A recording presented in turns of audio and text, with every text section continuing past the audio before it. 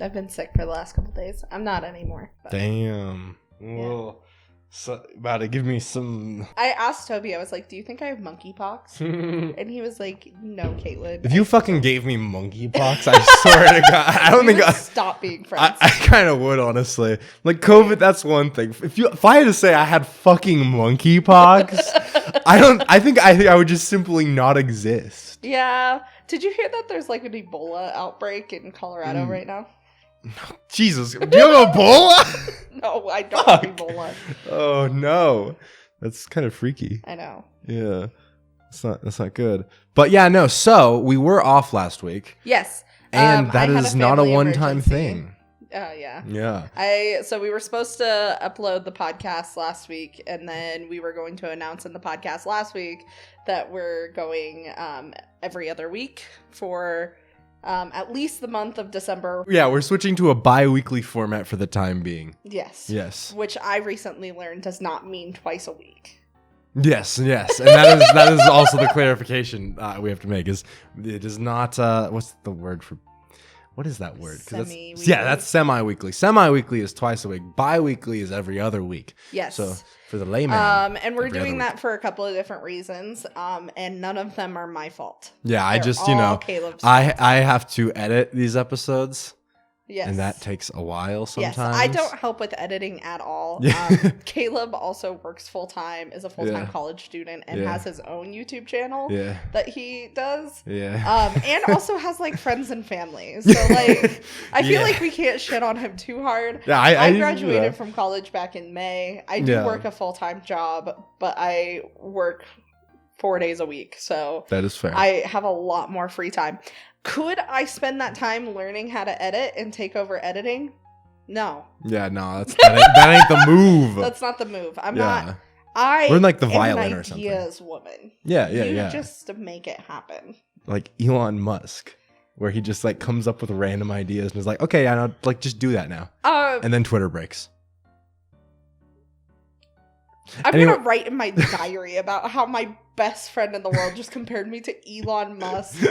And with that bit of emotional trauma for the day, let's end this cold open before we accidentally keep it for like another 10 minutes. Exactly. I'm worried now. Like, darling.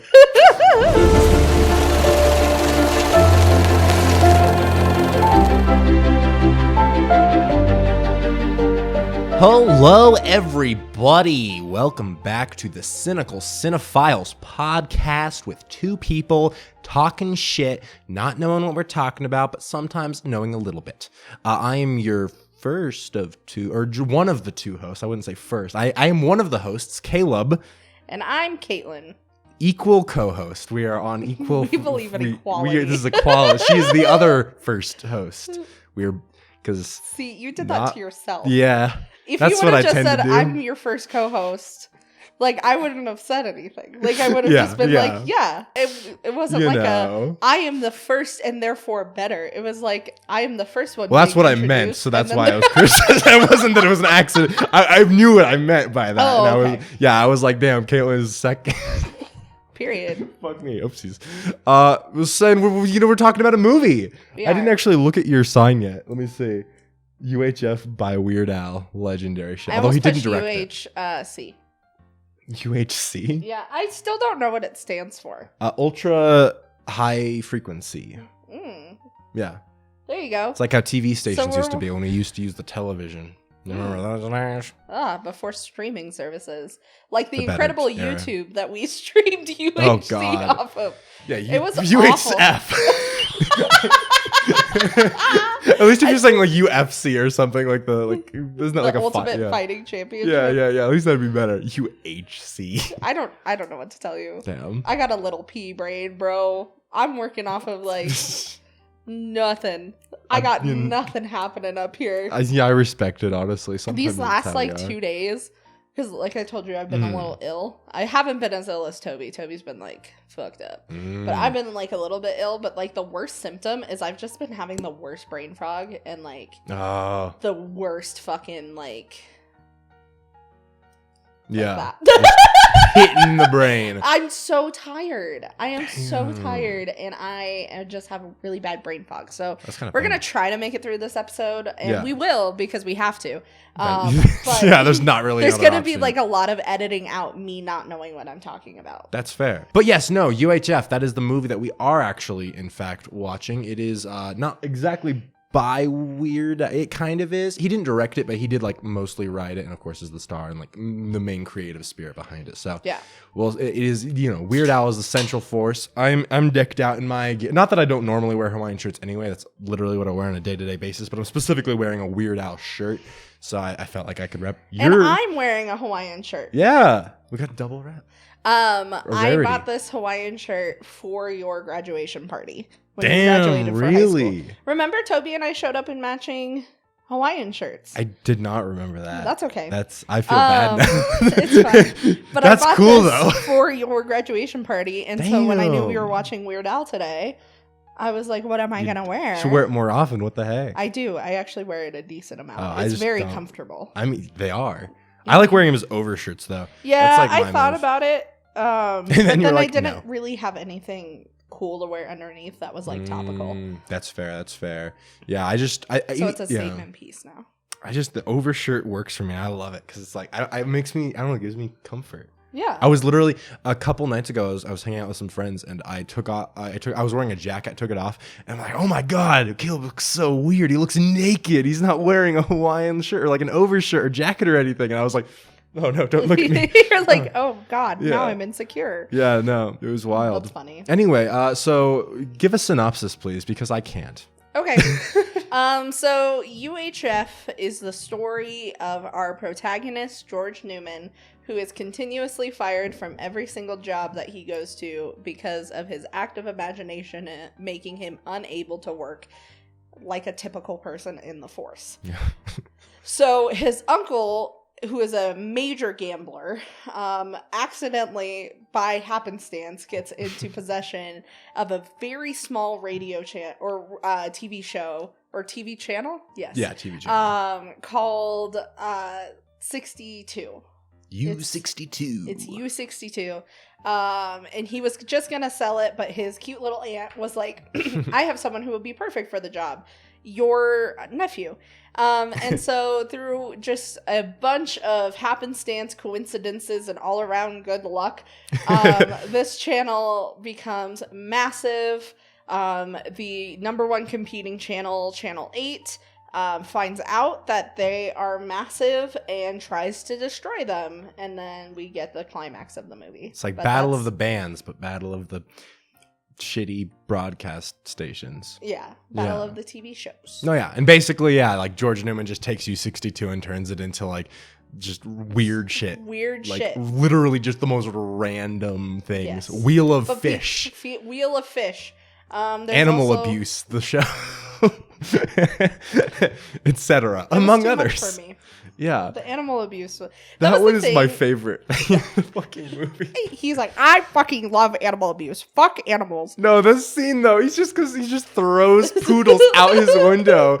And just like, he's like, oh man, it takes a little while. He's like murdering dogs on air. And then the next scene when they're all talking to him and they're naming off new animals and they're like badgers. And he's like, badgers? We don't need no stinking badgers. And you're like, what? What? And then that never gets explained. The funniest thing too is also when they're talking, they're watching a show and they're like, yeah, so why'd you hire this guy? He's like, I thought you hired. So this guy just somehow started working for them and started murdering animals on TV. See, when the bit first started and it was just this guy in his apartment with like a shit ton of animals trying to do animal education, I was like, he's just like me for real, for real.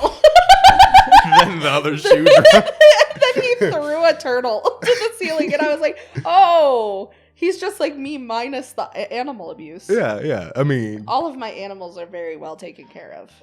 I don't know about that. I could see you throwing some turtles on there. No, I was gonna say, if I'm known for one thing, I don't know. It's taking care of my animals. I just got my fish cremated.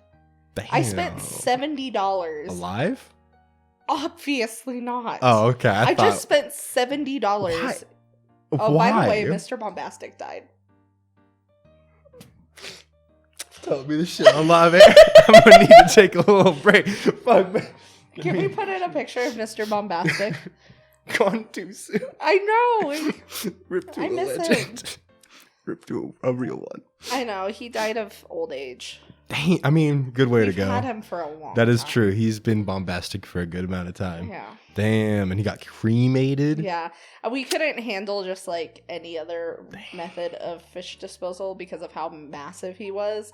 So I went to I feel like the way to a dispose pet of cremation place. yeah, the way to dispose of animals is just throw them in front of like a highway, and like I'm like not doing even not even just animals. I think humans too. Like I think I'm gonna write in my will.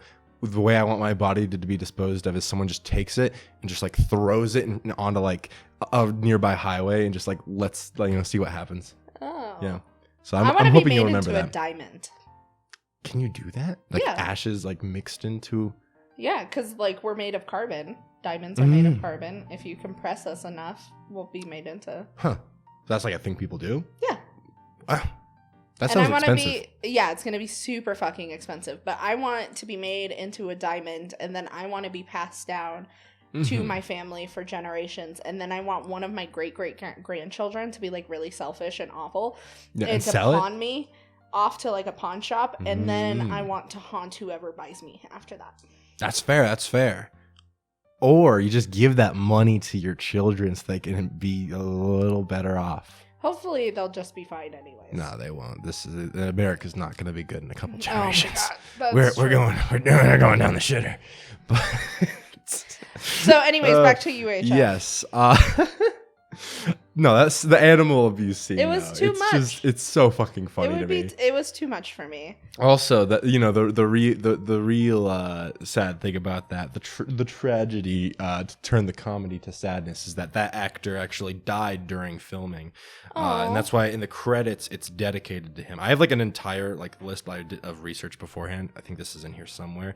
Let me see if I can find the specific thing. Yeah. And so you even mentioned that it wasn't brought up again. I don't think that joke really would have been brought up again. However, apparently he was in scenes like towards the end of the movie, and they just had to like completely write him out because they didn't want to use like a body double. They felt like it would be disrespectful, and they of course weren't gonna like recast or anything. So they just kind of like, he just doesn't appear in the movie again because he died like mid filming. So it's That like dedicated sucks. to him, and it is a tragedy. But I think for this to be his last role, I think he was fucking hilarious. It was very funny. Yeah. Minus the animal abuse. I think that was the best part. If he went, I think that leads into a very interesting situation Mhm. because I feel like even though this was written by Weird Al and Weird Al is the king, Mhm. like the absolute peak. Yeah. He's the original, the OG, the first comedian. first ever, no one else. He invented comedy. That for sure, Um, yeah, that tracks. I feel like some of the jokes just didn't land with me. Really? Yeah. Damn. I felt like they did not age well. I mean, I think a few of them didn't. I think a lot of it's really funny. I think that there was a lot of it that was really funny too. Mhm. But I feel like there were certain jokes that I just was like, oh God. All right, name them off. The first one, the biggest one that I wrote in my notes, was Big Edna. Okay, I know that one. I was like, oh yeah, I kind of forgot about that one. I wrote that one down too. Because like I'm fat and like I'm like, can we just stop referring to fat people as just like big tubs of lard? Because No, the yeah. amount of times that has been used is like Mhm. absurd. Yeah, I mean, I will say at least I think it is like he's definitely intentionally. It was like, oh yeah, it's like saying a very offensive, mean thing there. Like the Yeah. character is not trying to like. It's like not a ha-ha joke. He's more like just kind of being a dick. Yeah. But I do think also that joke definitely. I think the characterizing, overweight people as like, oh, they're always angry and mean and like they're this big villains. force. Yeah, and yeah, it's like yeah. it kind of plays in that trope. And I do think that's one of those It things plays that in the does. villain trope. Mm-hmm, mm-hmm. I mean, you have like Ursula, you have like the fucking what's the spider guy from fucking shit, what's that movie? Monsters Inc. Like yeah. like I feel like fat people or overweight people are viewed as like gluttonous, greedy, Mhm. selfish. Yeah. And it's just let people exist, bro. No, like, yeah. I mean, that's that's definitely a big product of its times for sure. Yeah. Plus, I think, I mean, Weird Al in general is he's got a couple different songs that like the focus has been like kind of about like fat people or whatever. Literally his title song, Fat, or Grapefruit Diet's another one. Yeah. But although I will say with both of those songs, he writes it from like he's writing it as like a fat person, like it's from the person, not that he actually is, but like the character he's writing from is like written from it. Whereas in this we're seeing like a caricature. But all this to be said, I think that is just like one of those 80s movie things. Yeah. And I think it's like Weird Al said in interviews as well, like when they're like, ooh, make a UHF 2. And he's like, hey, man, I don't think that's the move just because it wouldn't work in a modern setting for like a lot of reasons and like the tone and the subject matter and like nothing really about it. It was very much, it is a movie heavily of its time. Yeah. And I don't think it would work. The other thing that sussed me out, and this I would say was my other like big ick about it, was the portrayal of the relationship between George and Terri. I fucking hated it. No, yeah, that's the worst part of the movie, easily. It's awful. It doesn't even need to be in the movie. Well, number one, it doesn't need to be in the movie. And Terry's just like not a character at all. No, she doesn't exist outside of like George. And we see this all the time where it's like these very strong, successful women being held back by like mediocre men. Yeah. Like, because, like, she was successful. She had her own apartment. She, like, worked as a dental hygienist. She was, like, doing her thing. And he was, like, could not keep a job. And she was like, hey, how about you try keeping a job? And he, like, argued with her about it. And I was like, leave him. What do you mean? Like, it was not a good relationship, really. Mean? And I feel like, we watched, it was played as like, oh, look at how naggy she is. And I was like, I feel like that's a very small ask. I don't think it was exactly portrayed as how naggy she was, because she was right ultimately. That's like, they're trying to show that she was right in that sense, which is why he gets the actual job. I feel like that's not, but the thing is the way it was portrayed was like, she was like, why don't you try just like getting a job that you maybe could have your imagination used for? And this opportunity gets thrust at him. Yeah. And through, again, like semi hard work, but mostly happenstance, he creates something massive out of it. And ultimately, like, what did he do during the movie? Yeah. He didn't do anything. Oh, no, I think it's not a character piece at all. You cannot. And so it was like, you are happy for him because you have like watched this character who like is getting everything that he wanted, but two things can exist simultaneously at once. We could be happy that his dreams are coming true, and she could not be his girlfriend. No, I agree. I mean, I think she has no place in the movie, and I think the biggest issue is that like she's not really even a person. She's just kind of there to give him a romantic like pairing, and that's it. Like she's not a character. She's just like a piece to be like, oh, and he has a relationship too, because we need that. What's interesting with that, and I'm just gonna be continually like bringing out pieces of research and like news and random things, because why it's that I gotta do it. It's a Weird Al movie. I have to. But what's interesting is that originally Ellen DeGeneres was going to play, or she had auditioned. She like had went out of her way. She really wanted to like get this role. She was trying to audition for the role of his girlfriend, or they wouldn't cast her. They were like, you're not the right fit. And a big part of that was because they thought she would be like too like much of an actual person. Like because intentionally they did not want to flesh out this character, because apparently the producers on the movie thought that Weird Al didn't have the energy of someone who could ever actually carry a huge romantic plot line. So they wanted to make like the meekest, most like non-character like female like person for the role, just because they didn't think that Weird Al could like manage to like actually convincingly be in a relationship. And I was like, damn, dude. That's fucked up on a multitude of reasons. Yeah. Because one, women are not accessories for your movie. No, yeah. Two, Weird Al's hot. Like, he was super fucking hot in that literally.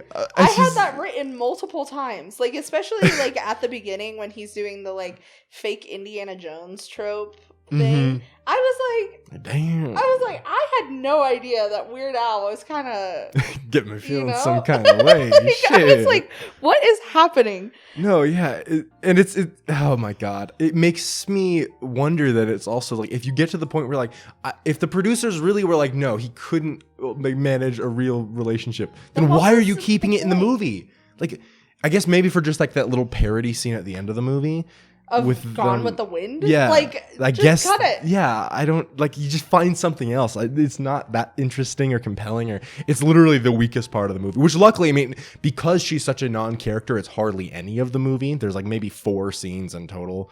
That, yeah, like, and really... they're all her getting shit on emotionally. Yeah. And then there's a scene where he breaks into her apartment to like litter her apartment with fucking balloons and fucking shit. And it was like, get a restraining order, you could bro. recut those scenes to play very different. They're like the scene of him on the phone for like, or him leaving a message that's like a minute and a half. Where it's like, please, let me back, please. You're like, ooh. I mean, it's funny, but it's also like, I think it's funny because you're not supposed to take it as seriously. And I think that's one of the things with the characters in this movie. You have to take them as very like over the top caricatures, like not at all real people. Like they're literally just like objects for comedic, like whatever. So you have to take it in that way. But yeah, if you're looking at them as actual people, Jesus Christ, that's some weird shit.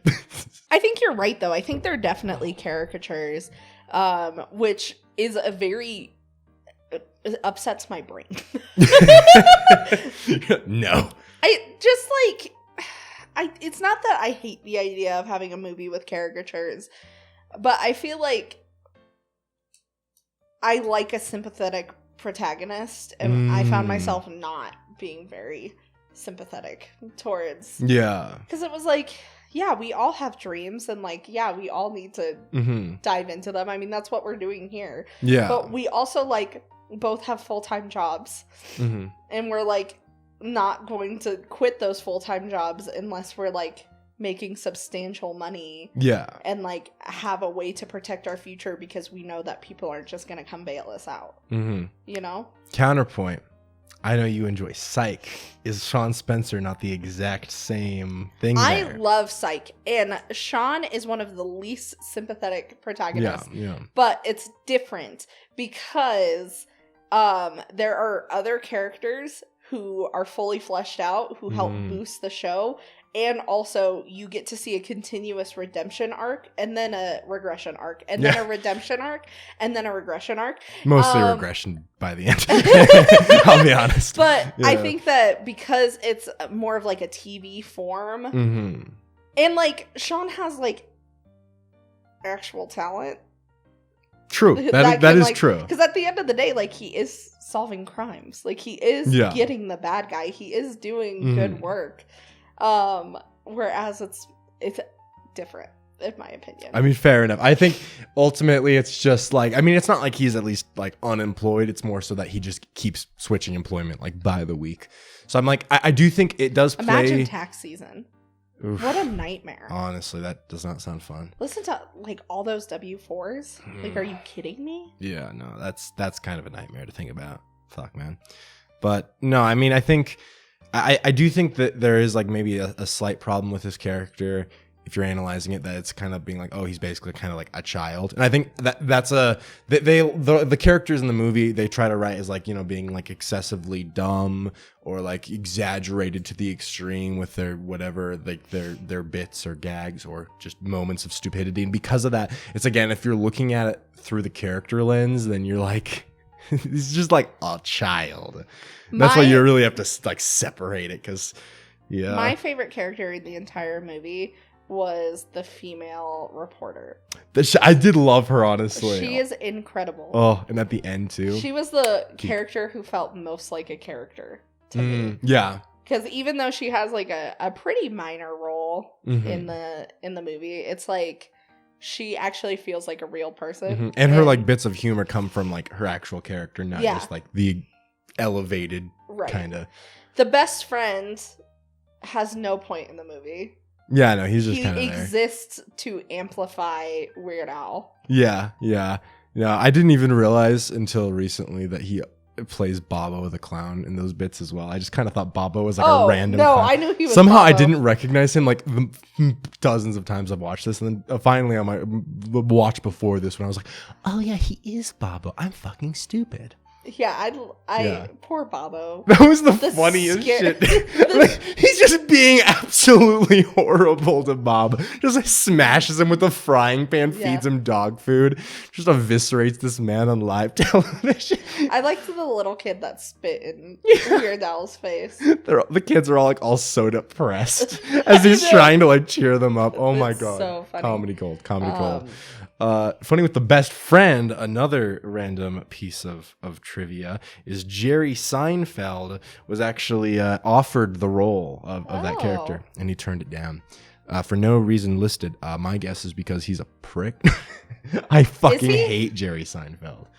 I never watched Seinfeld. I know nothing about Jerry Seinfeld. Oh yeah, I mean it's not much about the show itself. More just like since the show, he's just like the most egotistical. Like I cannot stand it. Like he thinks he's like hot shit. I mean, like to be fair, I mean yeah, Seinfeld was like the #1 show on television the entire time it was running. It was like a phenomenon. What, back in the 80s?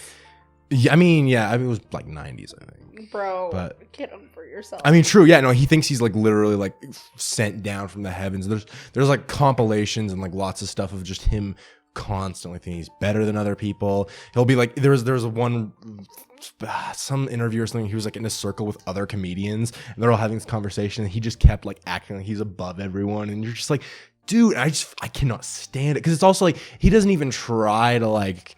I don't know. He just humble. Literally, he could not even care less. Like he's in the public eye. He does not care about looking like the biggest dick ever, and I just cannot stand him.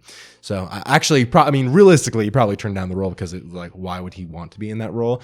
But I could bet from his mind, he's like, I'm too good for this. Which I mean, he was. But also, I just hate Jerry Seinfeld. Funny thing about Seinfeld though, since Stanley is played by the same actor who plays Kramer in Seinfeld. Oh, really? Yeah, and the character is almost like the same, to be honest. Not exactly the same, but like it's still very. I think they're very similar, just in their kind of like dumb, goofy. Like whatever. I said, I've never seen Seinfeld. Yeah. One thing that I think was a good message from the movie was like the utilization of all of his friends showing their gifts and how that was a form. Yes. Like that was one thing that I did really like about it, is that he had like all of these people in his life not just supporting him, but like making their own shows and showing off their own unique talents. I think it was like he's able to kind of unite everyone to bring out their weird side. It's like a very, hey, do what you love doing and people will watch that. And I think that what was also interesting to me that I was really thinking about on this viewing is how ultimately in the end I kind of like how the big thing that actually drives like success to the station is not like George himself. Like he tries, but he's not like the thing that initially captures everyone's attention. Yeah. Like he's more from behind the scenes able to put his energy as like a writer into things. Or like, but he's not the face of it. I thought that was also good to not make it be like, wow, look how awesome he is. He just needs to be out in the spotlight and he gets like, I thought it was more of like a natural, like it put him in a role where he's like the one like putting these people out and planning and writing some of these shows. But and he has the passion. And people are like feeding off of the passion and energy that he has. I like that. Yeah, I think that's a much better way to do it, because I think with George being as like meh as a character as he is, it for sure could run the risk of wish fulfillment, which is something that I think is always I hate seeing like just big wish fulfillment things with protagonists where it's like, man, I just imagine yourself in this role and everything goes perfectly and all this stuff. So I think given how kind of one note his character is there, it doesn't just like give him the initial like praise and stardom. Like it's not like people are worshiping him. It's more of like his passion and his ideas that people are like actually connecting to, not him as a person. Right. So I did like that. That's what I will say. No, I think overall, I mean, I thought it was really funny. I loved the awful special effects they worked. It was so iconic. Good. The fucking Rambo scene is incredible. The obviously fake bodysuit that folds like a shirt. Incredible. That's the wrong skin color. This literally doesn't even match. It's so good. I like the Indiana Jones scene at the start. The Indiana Jones scene is awesome. It's a great opener. My favorite part of the Rambo scene is where he catches a bullet in his teeth and then uses his mouth as a machine gun. Like, that's hilarious. It's so good. Yeah, there's so many good bits in there. Yes. I think, and I wrote this down at one point, I think the biggest thing that is like a detriment to this movie is that they try to make it... Spatula City. No, Spatula City is not as big. How I'm about to fight you. What the hell? How dare you? I'm Get just the kidding. fuck out. No, I think the detriment is that they try to adhere to narrative structure, and I think that does not work. Okay. It does not. Like, if this movie did not have the whole because I think the climax of the movie is the weakest part, where it's like, oh man, and now they're kidnapping Stanley, and this is the big Channel 8 versus Channel 62. I'm like, fucking, I don't give a shit, dude. Just give me more bits. Literally, I'm just like, keep them as me. bits. I don't know. It just didn't work, because then I think that also like that's what makes you have to like you can kind of slip into like trying to see the characters more as like actual characters, when I don't think that's what's intended. But like, if you're trying to adhere to narrative structure, of course I'm gonna have the instinct to like try to read into what these characters are doing, so it goes against what their goals are. And I just think those are also the most boring parts of the movie to me, where I'm just like, okay, come on, man. I don't know. Have you seen the movie Airplane? No. Okay, well that'd be a really fun to watch. That's like a kind of spoof movie, very in this line. I think this movie is pretty inspired. I think they've talked about it from Airplane. It's very much the same style as this. I would say Airplane is a lot better. Airplane is one of the best like spoof comedy movies of all time, but I think that movie kind of has a little bit of narrative structure, but it works in that they're trying to like land this airplane throughout the movie. That's like you have that like backbone where you don't really need to put much narrative structure into it, because just that plot point itself will like have to resolve. So it like makes it fit to a narrative structure.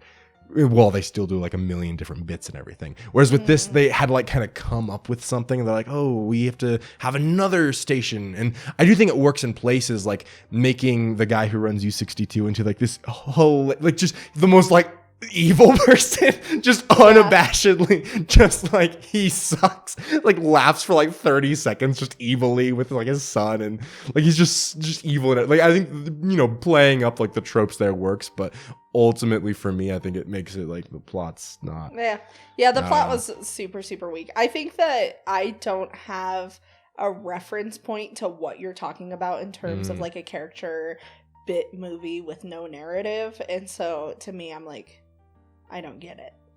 Because I just don't know. That's I haven't fair. seen any. Yeah, I don't know what that means. I think, I just don't have like a huge frame of reference for it. That's so fair. I'd be interested in seeing like more to see if I kind of like get it, and then see where this ranks amongst them. Because overall, like, I would say that I was happy to have watched it, but I wish we were watching the biopic instead. That's fair. I do think you personally probably would like the biopic, however the fuck it's pronounced, a lot more. Just because that movie, I think, panders, or not exactly panders, but I think it's... I love being pandered to. No, it's very easily accessible for like just like normal people who don't know Weird Al that much. Like, it's not that this is like even references his actual material that heavily. Like, there's a couple lines, but it's mostly like self-contained. But like, I think the new movie, the I don't know, just like the style of it is kind of not meant, but like, I think if you don't even know really who Weird Al is outside of hearing like 2 of his songs, you could watch the new movie and be 100% satisfied. So I think I wouldn't say I'm a huge Weird Al fan, but like I have one of his CDs. Like I went out and bought one of his CDs. Yeah. Which album though? I can't remember what it's called. I can tell you what the album cover looks like, and then you can tell me. Yep. It's like him riding one of the 4 horsemen, or Alpocalypse. Yeah. Yeah. I'll take this opportunity because I found that in the living room, I found the random Weird Al discs I have. And Here, yeah. So it's this one right Yeah. here. This is, yeah. I have two Blu-rays from that collection, and one of them is the Alpocalypse HD. That was just all of his music videos as a Blu-ray. This one is Weird Al Live: The Alpocalypse Tour, which is a video of his actual tour that he did. Yes. For that one. I also have The Complete Al, which is a fake mockumentary movie he did. I think a little bit around the same time as UHF, and then Weird Al Yankovic Live, which I believe is a DVD from the 90s, another live show. I just wanted to pull that out because I happened to find it literally like 10 feet away from us, and I was like, oh hey, I should just like randomly show that. I have like a much bigger collection than that. Yeah, you have a Weird Al like shrine. I do, yeah. It's at the current apartment, it's kind of not as much of a shrine anymore, as it's like speckled in different places, but I used to have it all in like one big literal shrine. Yeah. Lots of records, CDs, action figures, books. I have several books dedicated. I have one of my favorite books is The Weird Accordion to Al. That one's basically they take every song he's ever written and write like several pages about it, and it's just like a deep dive into literally every song he's ever made, just like fully extended about analyzing it. That's intense. Yeah. I don't know if I can handle that. Yeah, I'm a big fan. It's also like, I mean, Weird Al is like probably one of the most influential people ever for me. Like genuinely, he's the first artist I can ever remember listening to. Like fucking Yoda is the first song I can remember when I was like 4 or 5 that I ever remember. That's how long I've been into him since I was like 4. My favorite Weird Al song is They See Me Rolling. Oh yeah, White and Nerdy. White and Nerdy. That's my favorite Weird Al song. Bass. It is super basic. I used to get so annoyed at people in like different like social groups I'd be in whenever Weird Al would come up. They all would just say that song is their favorite, and I was like, okay. I also like the Drive-Thru song. That song's great. I love that song. Yeah. That's a good one. I'm a big fan of that one. I think those are the only two that come to my head right now. That's fair. I honestly don't know what my favorite Weird Al song is. Like, I can't actually say I have a favorite. Because I go through them so fast. I go through huge phases with Weird Al where some songs I just cannot stand to listen to because I over-listen to them. And then some songs I'm like, oh, I haven't listened to this for 7 years. That's the good thing about him having such a huge amount of songs and me having known him for so long is literally I'll just go through phases where it's like, for years I won't listen to certain songs, and then I'll listen to them after that amount of time and switch, and I don't know. That's how I feel about musical theater. That's fair. Yeah, I'm back into like a musical theater kick right now, where all I want to listen to is Broadway songs. And most recently, I can't stop listening to the Mean Girls musical. Oh yeah, honestly, peak though? It didn't do very well on Broadway. I don't think, but I really like it. I think it's pretty good. I really like the song Apex Predator. I think I know that one. Yeah. It's been a while since I also kind of go through phases with different things. I'll get into a new musical, be like, oh my god. Yeah. Oh my god. I love Broadway theater. We're going to go see Beetlejuice next year. Yeah, we're going to do an episode. It's going to be great. We'll do a duo. We'll do a double episode. Beetlejuice the movie, Beetlejuice the musical. The musical is so much better, like a million times better. I've never seen the movie. The movie is... There's a lot I like about the movie. The set design is really good. Like there's so much good stuff, but the actual like story and characters and Beetlejuice himself especially, I just do not like. I think that's the other thing is like Michael Keaton for sure plays Beetlejuice very well, but God, do I just not like him? I mean, his whole thing is he's trying to like marry like a fucking like 13-year-old girl, which like. Yeah, I mean, he's a demon, so, like, obviously we're not supposed to be like, oh, that's a good thing. But it's still, like, just, like, weird, the energy there.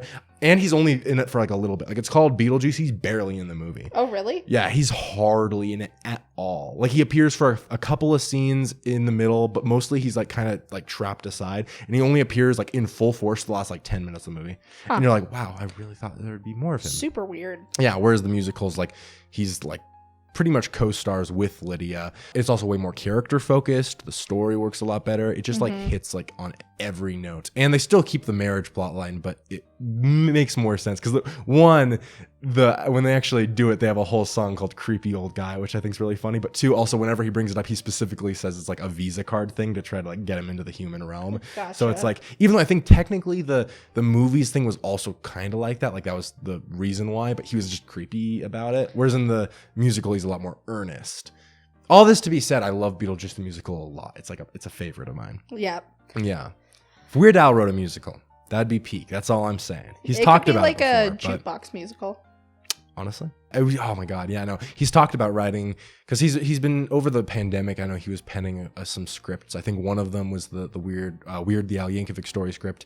But I think he's talked about working on a musical as well. And if he ever did, I'd be happy. Die happy. We could die. I could just die. I could just die. It's sad. He's getting closer to retiring now. He hasn't released a full album. I do want to bring up something with you. All right. Gandhi II.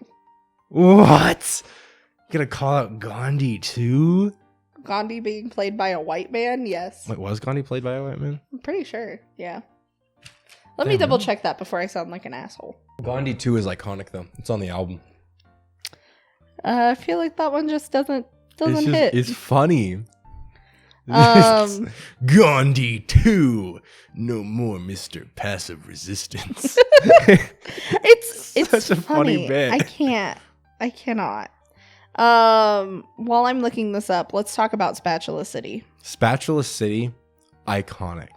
I know all the words to that whole commercial by heart. I know you do. I recite it often. There was a time when we used to work together. I don't know if you were there that night, but I remember. I was there. You were, yeah. I just played like Spatula City like on loop or something. Damn. I mean, he looks. Maybe he's like in the middle. Maybe. Okay, no, he's not. Yeah, no, yeah, he's kind of white. Damn. Wow. I just feel like maybe I shouldn't say anything about it because I feel like I'll get myself in trouble. But Gandhi 2 was a little like. Yeah, that's fair. I did not notice the kind of brown face in there. Yeah. Yeah, that is a little sus. I ain't gonna lie. It's a little sussy. Yeah. It's all right though, it's the 80s. I think you can enjoy the song version of it without the visual, and it's fine. Yes, that's what I will say. Because Gandhi 2, that shit comes up on the radio. Yeah, that's fun shit. So Spatula City, when we worked together at an undisclosed location, undisclosed company, military base.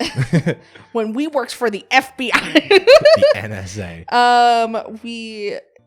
Caleb would just like. I'd be playing my like playlist or whatever that I made for work, and he'd be like, I want to put something on. And I'd be like, I swear to God, if you put on Spatula City, I will lose my mind. And he'd be like, nah, I promise I will not put on Spatula City. And then the song would finish, his song would come up, and it would be Spatula fucking City. And so I did not know that it was in this. I did not know this is what it was from. And so it started playing, and I was like, God damn Spatula City. You've been spatulaed. It's like the you've been Christ. Oh God. That's literally, it's peak. I mean, Spatula City. We sell spatulas. And that's all. Iconic, honestly. The funniest thing, it is really funny. It's so good. It's such a good bit. It's such an iconic bit. Okay, the one other like big point of the movie we should talk about, because I do want to get to like all the rest of my news at some point. But Stanley, I am curious on what your thoughts are with Stanley. I felt like it is an 80s movie, and so I shouldn't be too harsh. About the depiction of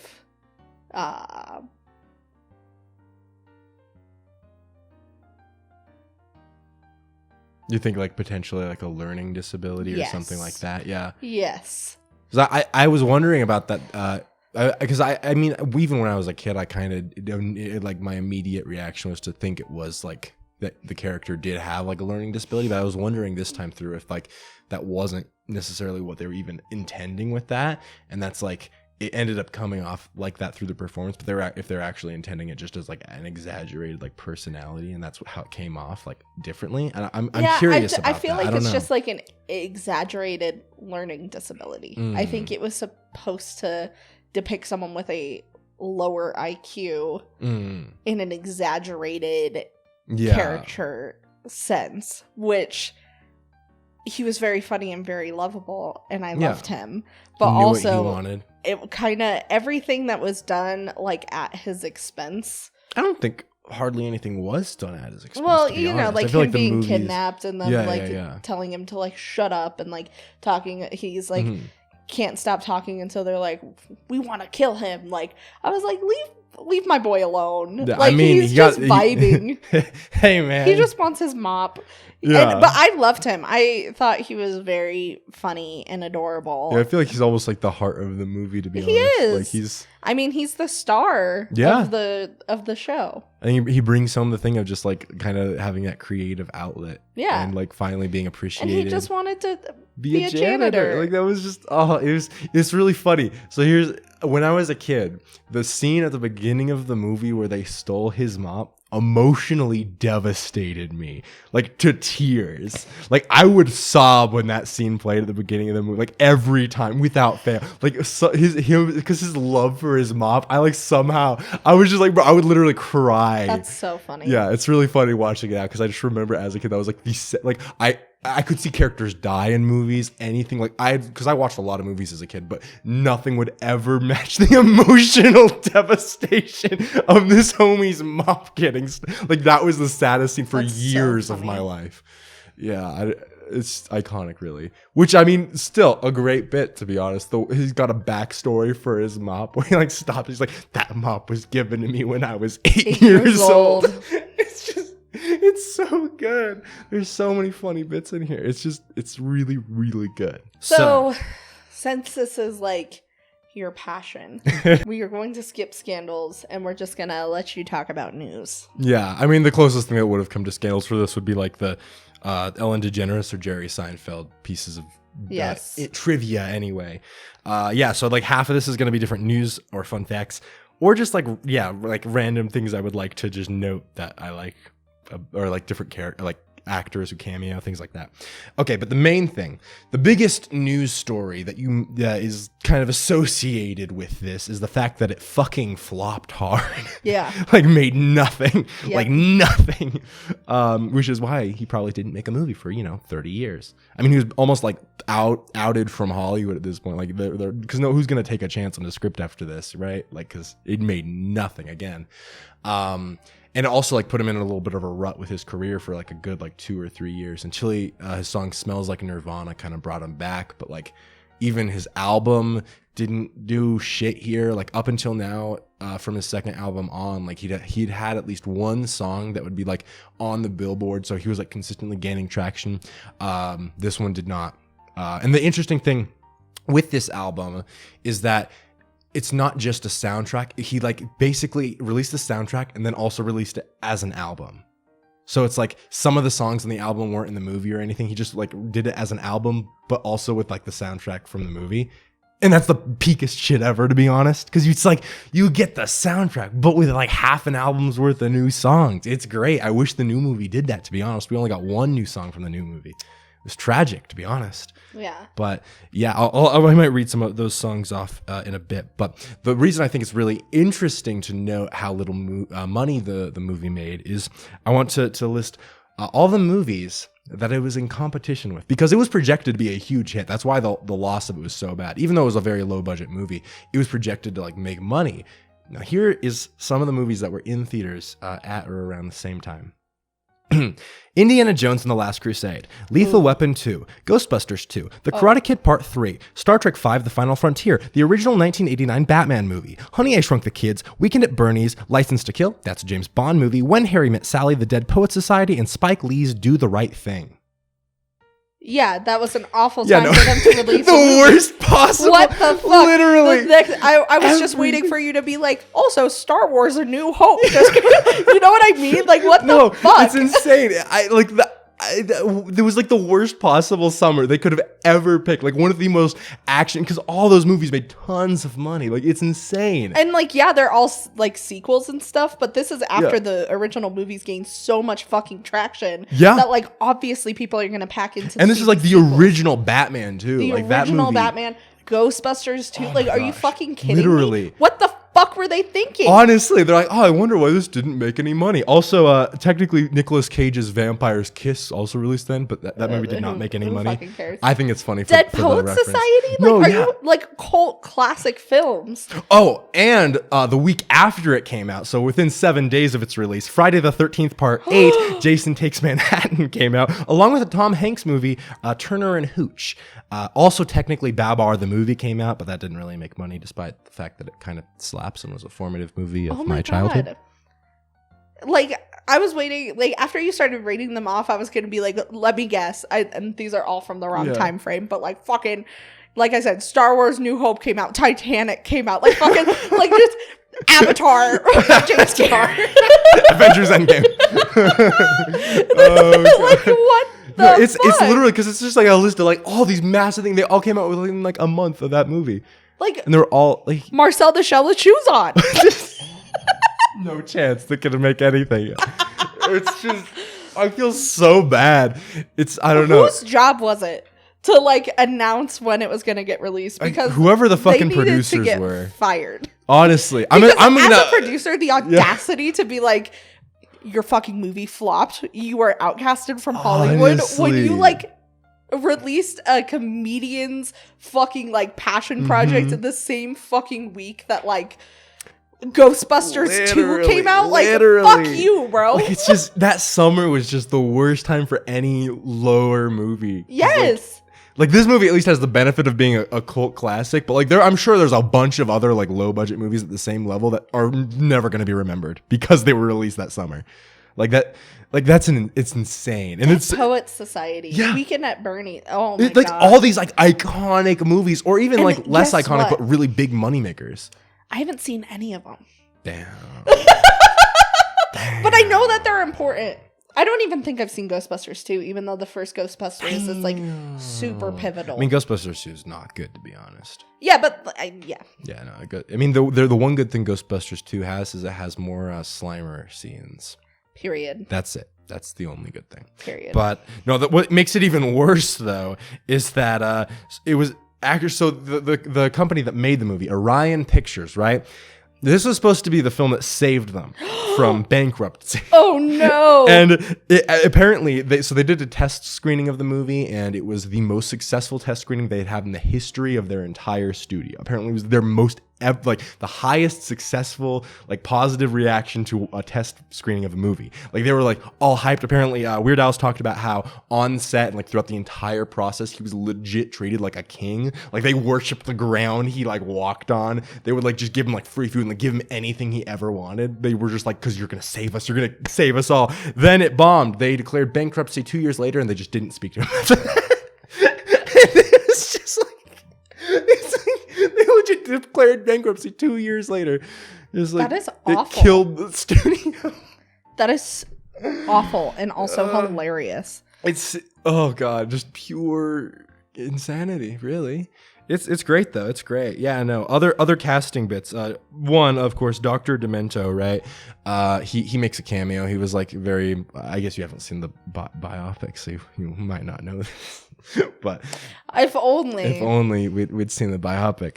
No, Dr. Demento was a radio host, and he's the guy who kind of made Weird Al famous. Not that he was super famous, but he just had a radio show where he would put weird shit on, and then Weird Al was a teenager sent cassettes on, and then he played it on the show, and then slowly that got Weird Al actually in the public eye.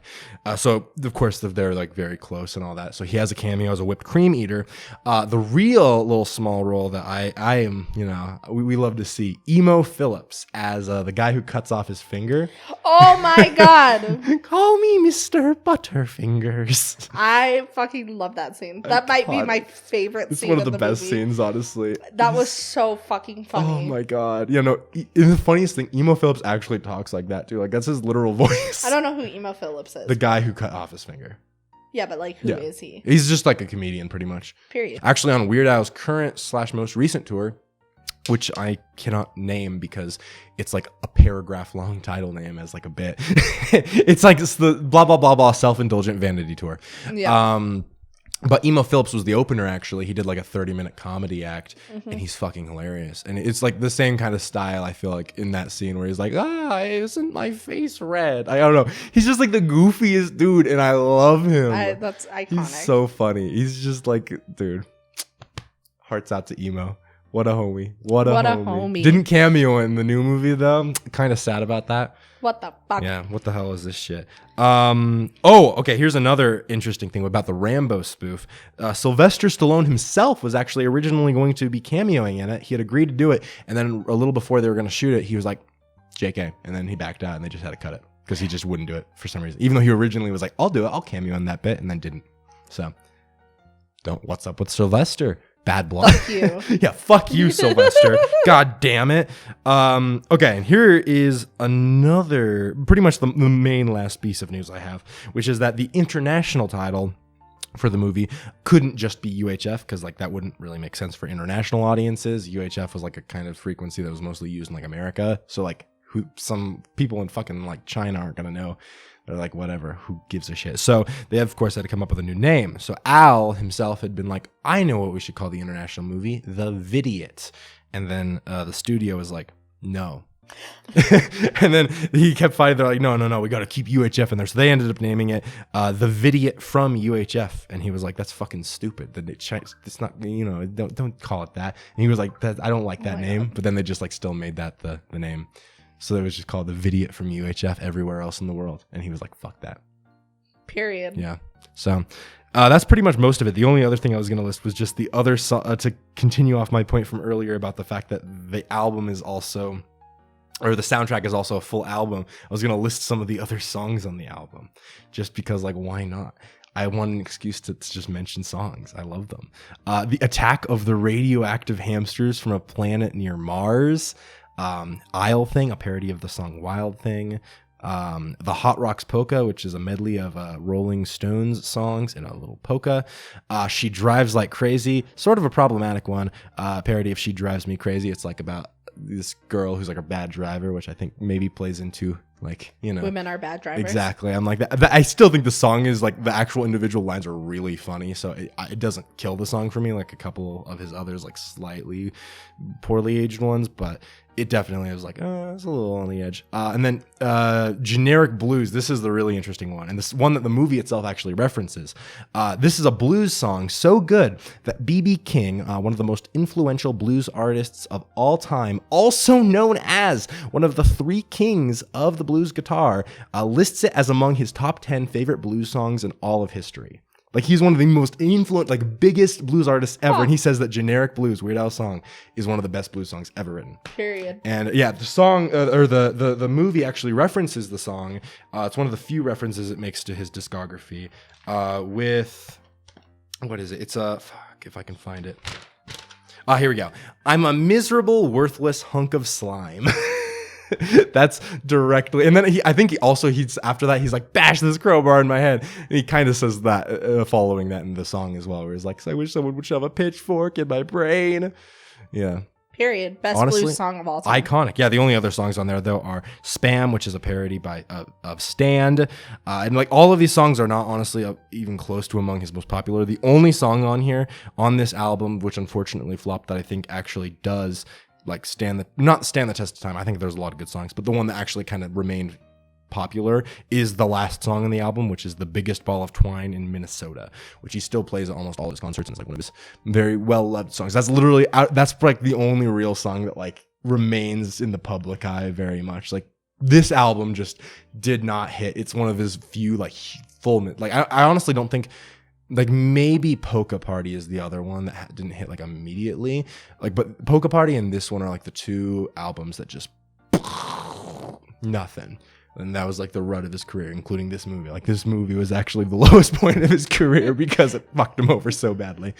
But I thought it was funny. Yeah, I think it's become a cult classic at this point. Like, now it's like a huge following behind it. For a long time, VHSs were so rare that they would go for like thousands and thousands of dollars. But then they finally released it on Blu-ray a few years ago, and it's had like a resurgence. So it's on YouTube for free. Anyone can watch it. If you're watching this, you're on YouTube. It's an awful streaming service. It is pretty bad. You know, the ads are not well placed, and it kind of just kept freezing a little bit, which is weird. Yeah. YouTube is we don't normally have that problem. Yeah, it's not like on any other streaming service that doesn't happen. So YouTube, I don't know what their shit's about. I think it was always often between the transitions between ads and the actual movie itself was where it was also weird. Anyway, all this to say, YouTube's not a great streaming service, but it is the place where you can watch it for free. So, I mean, period. Take it, you know? I think we should talk about quote of the movie. Quote of the movie, I'm down. I have a few. Okay. Yeah, let's see. I mean, I do literally the first quote I have is, "I'm a miserable, worthless hunk of slime." Iconic, honestly. But yeah, I'm a big fan of that one. I have gun control is for wimps and commies. Listen, let's get one thing straight. Guns don't kill people. I do. Yeah. Iconic, honestly. That seems so fucking funny. Guns don't kill people. I do. You're like, bro, all right. I mean, sure. The next one I have is probably my favorite quote of the whole movie. Okay. And it's between George and Bob.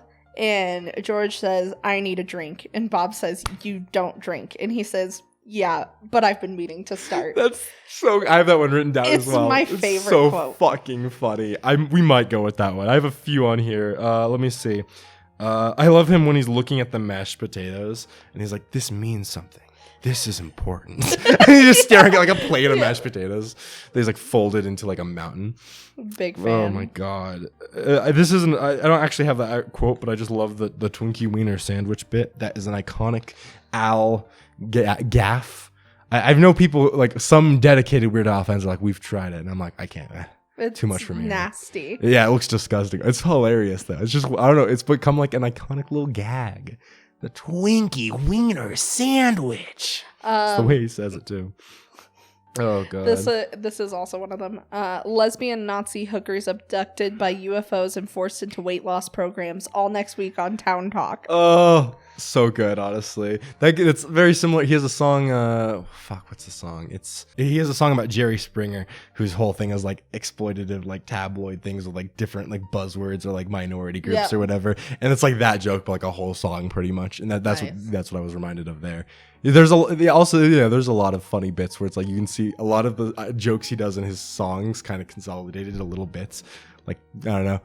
A lot of the TV stuff is also connects because he has a lot of TV songs. So many that at one point he released an extra album just compiling all of the songs he's done about TV. It was like the TV album or something. Nice. Like that and the food album, because he also did a lot of stuff about food, which also sort of made its way in here in a few parts, like the Twinkie Wiener sandwich.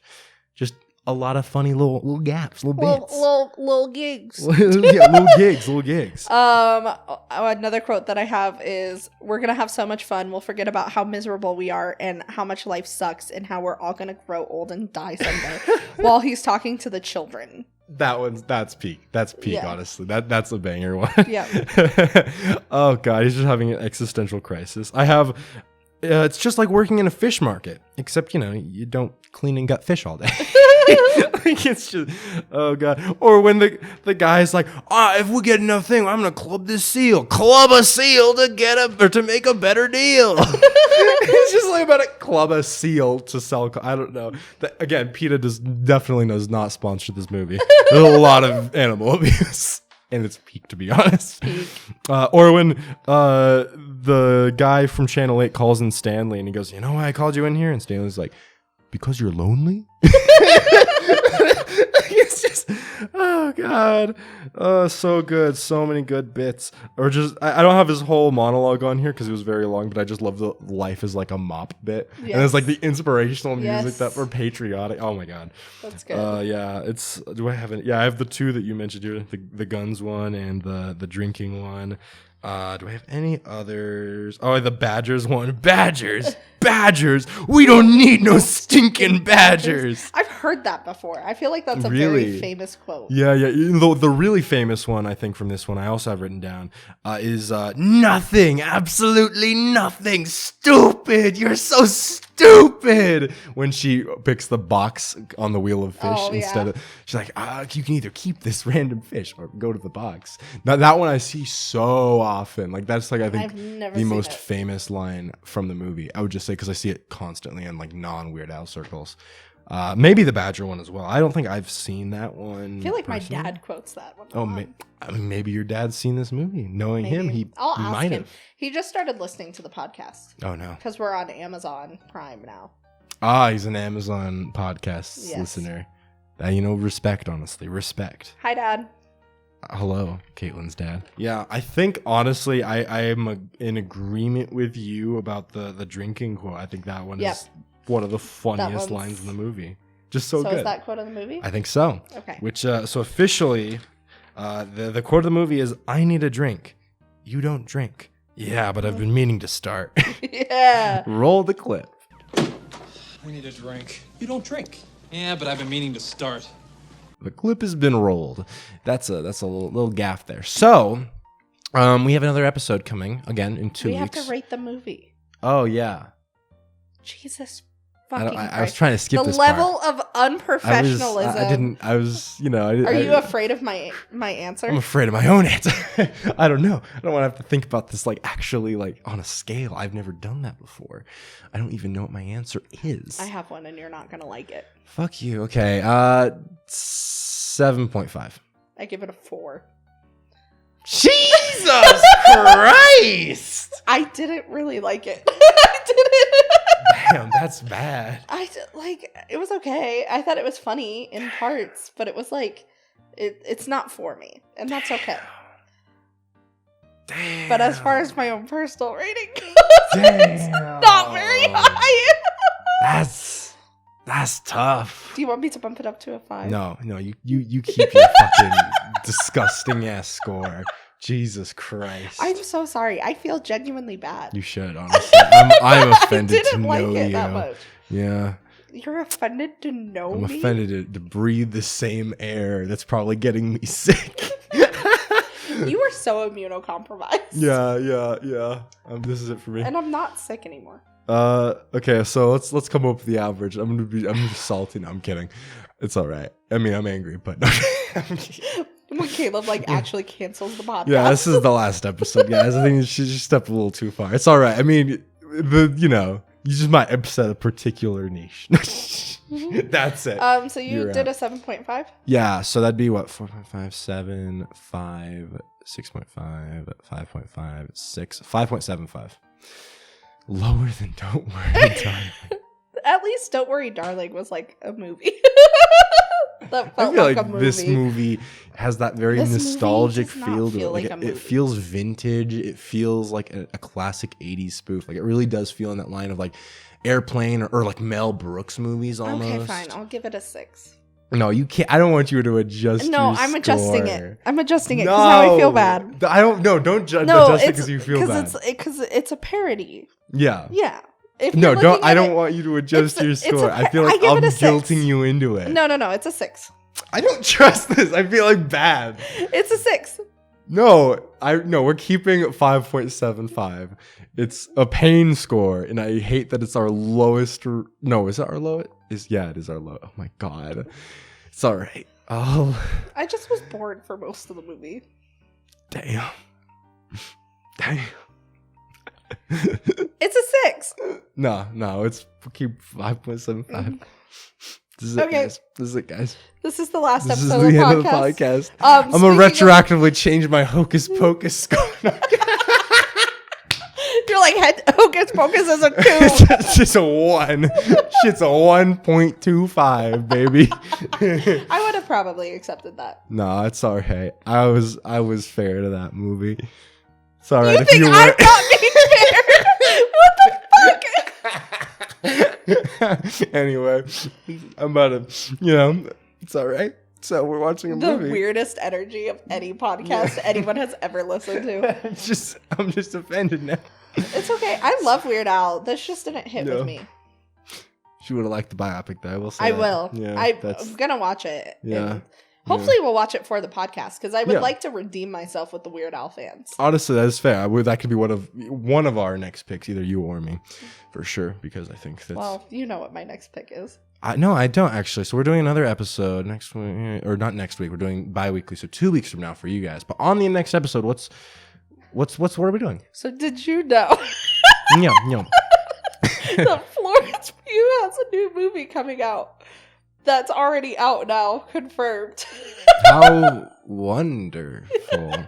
We're finally gonna do the Wonder. Ugh. You know, it's funny because I was not not hyped for it before, but now I'm less hyped because it came out and nobody talked about it. Yeah. Not a single, I saw one review, and the review actually was all right, because they were like, it's all pretty good. It's really just Florence Pugh's performance that's the best thing ever, and everything else is whatever. And I was like, yeah, that's kind of what I expect. But it's funny because I've literally seen not a single person talk about it. No, neither have I. So I'm Sleeper excited.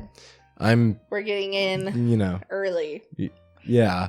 I just think no one's ever going to talk about. I think it's going to go the pretty quickly. I think that's the vibe I'm getting.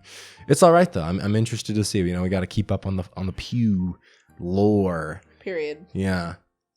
The hype is a little less real since we did this movie. No, it's okay. I'm not actually that hurt. I mean, I'm a little, but it's all right. I mean, I don't think it's even. It's not we watched Ghostbusters, and I was like, no, yeah. It's not the thing is, as much as I love Weird Al, UHF is not even remotely close to my favorite movie. Not even. I mean, I don't even think it's the thing has got a lot of problems that I think it is not nearly as good as it could be. Yeah. But that being said, pit of nostalgia. 2, just my love for Weird Al crosses over, and 3, I think it encapsulates a very specific point in time of that 80s spoof culture that I really fuck with, and I think it has a lot of value. I really enjoy it, but I don't think it holds up as well critically. Yeah, I do think the newer movie you would like a lot more. I think maybe it's slightly better. I like the new movie a lot. That's what I'll say. That's all I can really say. But. Sweet. So next week we're watching. Well, the next time you see us in the next episode. Next episode. We are watching The Wonder, starring Florence Pugh. And then we'll just take it from there. We'll see where we're at. I had a fun time today, though. That's fair. As did I. Good. I gotta watch UHF. Peak times. Gotta go home, listen to the soundtrack. All right. All right. That's Goodbye, we have to everyone. closing remarks. I don't want to say that many things, so I'm just gonna say goodbye. Goodbye. Bye.